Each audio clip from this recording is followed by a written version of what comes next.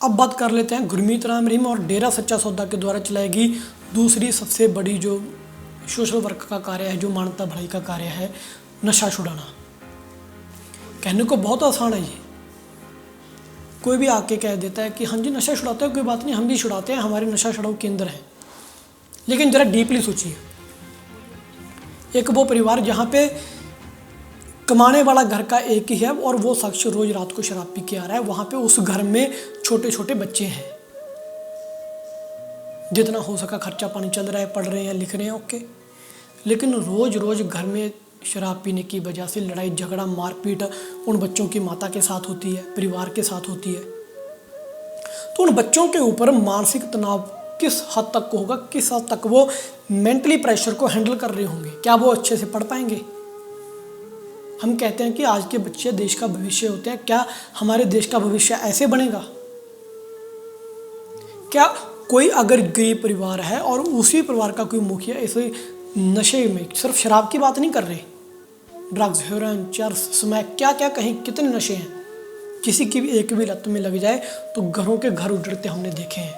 आपने केस देखा ही होगा अपने आप का कि कैसे लगभग 100 लोगों की शराब पीने से मौत होगी। आप उनके परिवार के बारे में सोचिए, अगर जो नौजवान उनमें उनकी डेथ हुई है, उनके माता पिता के बारे में सोचिए कि उम्र भर जिन बच्चों को पाला पोसा उनकी मौत हो जाती है शराब पीने की वजह से। कैसे उनका बुढ़ापा निकलेगा, कैसे उनका जीवन निकलेगा? गांव में नशा बहुत बिकता था, जिससे हमारे गांव में 10-12 बच्चे मौत के घाट में उतर गए।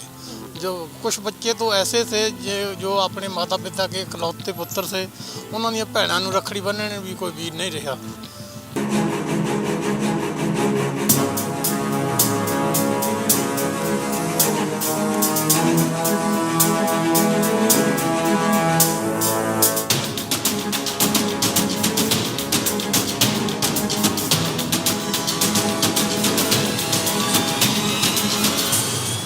आपको HIV कैसे हुआ?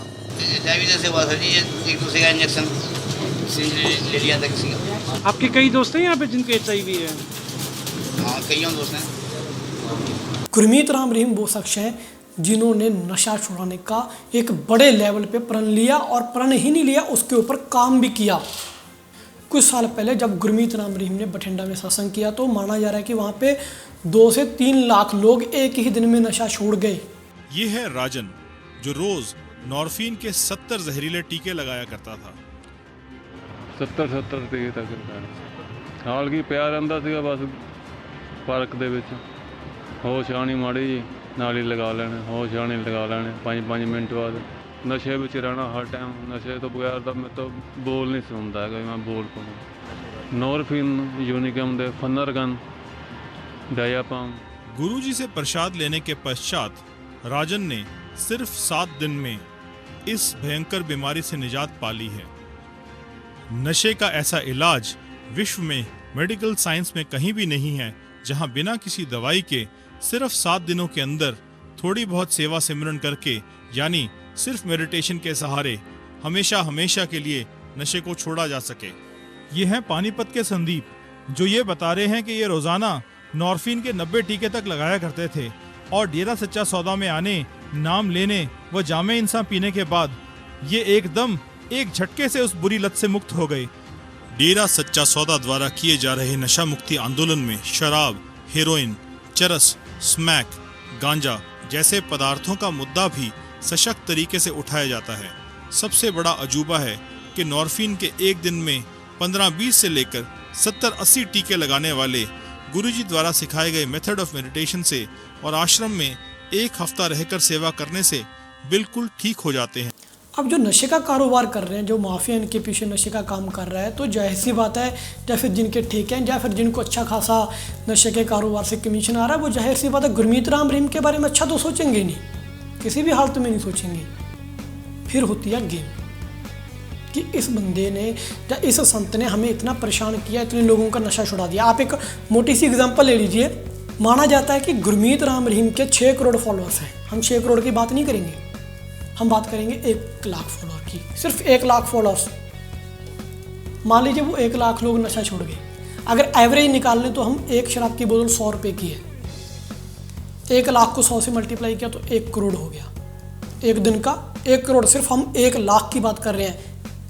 अगर 1 लाख की एवरेज से हिसाब से इस जो शराब का कारोबार है, जबकि नशों का कारोबार है, 1 करोड़ का नुकसान होता है, तो 6 करोड़ की वजह से कितना नुकसान होता होगा।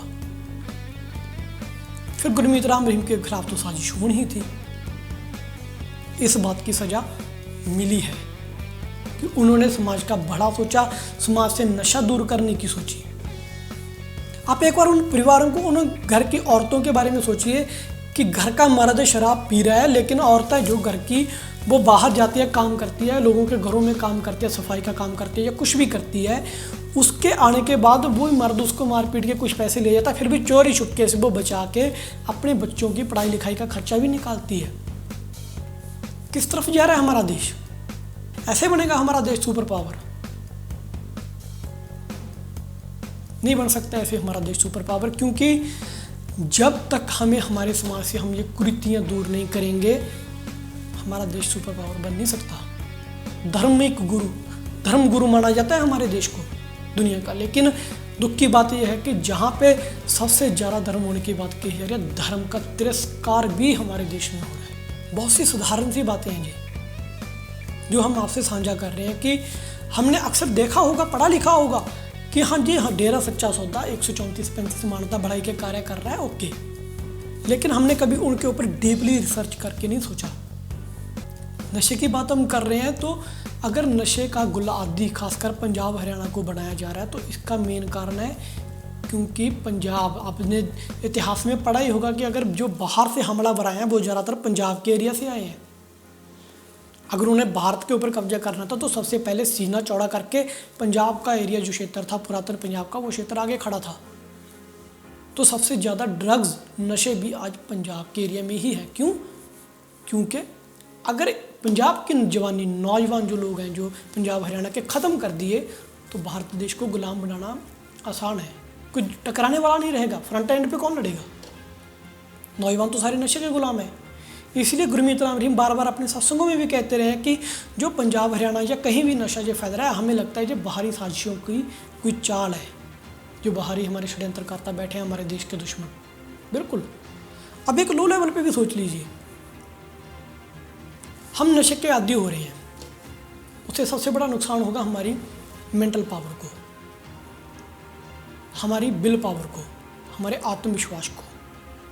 जब हमारे पास विल पावर, आत्मविश्वास नहीं है, नॉलेज नहीं है, तो हमें कोई भी इंसान आके बेवकूफ़ बना सकता है, कोई भी इंसान हमें आके अपना गुलाम बना सकता है। शायद कुछ लोग चाहते भी ऐसा है कि भारत देश से जो नौजवान हैं वो आगे ना बढ़ पाएँ, इनको नशे में या फिर और बुराइयों में धकेल दो ताकि ये उसी दायरे में व्यस्त रहें, क्योंकि अगर इनको नॉलेज आ गई, अगर ये अच्छा पढ़ ले गए तो कल को हमारे लिए खतरा हो जाएंगे, तो कल को भारत देश तरक्की कर सकेगा। ऐसा वो नहीं चाहते। क्यों? क्योंकि उनकी कुर्सियों को लगा लो खतरा हो रहा है, या फिर अब आप आगे समझदारों की माया रानी का जो चक्कर है उनका। सिंपल सी बात आप देख लीजिए कि कोरोना का दौर है, कोरोना का कोविड-19 महामारी फैली हुई है। गुरमीत राम रहीम के फॉलोअर्स हर जगह जाके अपनी सेवाएं दे रहे हैं, कहीं सैनिटाइज करना है। इवन के आपने सुना होगा कुछ दिन पहले कि गुरमीत राम रहीम के जो फॉलोअर्स हैं वो जीते जी शरीर दान कर रहे हैं, ताकि जो वैक्सीन बननी है वो उसकी जो वैक्सीन की जो टेस्टिंग है हमारी बॉडी पे की जाए। अगर अच्छे रिजल्ट आते हैं तो उसका फ़ायदा हमारे देश को है, मानवता को है। ऐसे ही काम गुरमीत राम रहीम कर रहे थे, जिसकी सज़ा उन्हें मिली है। अगर आप चाहते हो कि जो बाकी के मानवता बढ़ाई के डेरा सच्चा सौदा द्वारा कार्य चलाए गए हैं उनको भी ब्रीफ में हम आपको बताएं, और आप भी ज़रूर सोचिएगा कि जो अच्छे काम कर रहे हैं, सिर्फ अच्छे काम कर रहे हैं यहाँ तक सीमित ना रहिए, वो काम शुरू क्यों किया गया, वो उस काम शुरू करने के पीछे कारण क्या था, और उस काम को शुरू करने के बाद उसका इम्पैक्ट का क्या लेवल क्या है, इसके बारे में भी जरूर सोचिए। फिर आपको पता चलेगा गुरमीत राम रहीम का व्यक्तित्व कितना बड़ा है, कितनी ऊंची है उनकी सोच, कितनी ऊंची है डेरा सच्चा सौदा की सोच। अगर आप ऐसी वीडियोस और चाहते हैं तो हमारे कमेंट बॉक्स में ज़रूर दीजिए। अगर आप कमेंट बॉक्स में हमें अपनी राय देंगे, आपको और वीडियोस ऐसी चाहिए, तो हम डेफिनेटली आगे डिटेल में हर मानवता बढ़ाई का कार्य जो डेरा सच्चा सौदा द्वारा किया जा रहा है उसकी वीडियो भी बनाएंगे और आपके रूबरू करेंगे हर एक फैक्ट कि क्यों गुरमीत राम रहीम इस समाज के लिए ज़रूरी है? क्यों डेरा सच्चा सौदा इस समाज के लिए ज़रूरी है?